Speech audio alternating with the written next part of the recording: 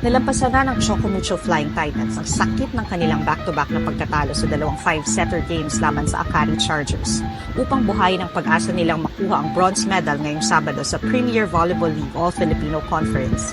Pinangunahan ni Cici Rondina ang Flying Titans sa kanyang 26 points kung saan 25 dito ay mula sa attacks. Malaking tulong din ang 17 points ni Royce Tubino lalo na sa fourth at final set ng Game 2. Si Isa Molde naman ay nagtala ng 12 points at 14 digs, samantalang si Cherry Nunag ay nakakuha ng 11 points na may 2 blocks.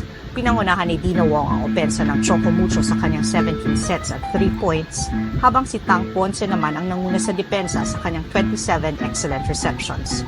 Sa panig ng Chargers, nanguna si Eli Soyud na may 16 points at si Ivy Lacsina na may 15 points kasama ang 13 attacks, 2 blocks at 12 excellent receptions. Nakapagtala rin si Gretchel Sortones ng triple-double performance sa kanyang 15 points, 12 digs at 22 excellent receptions. 10 points naman ang nagmula kay Ced Domingo. Nakagawa ng 20 excellent sets si Michelle Cobb, habang 22 excellent digs naman ang nagawa ni Justin Hazareno.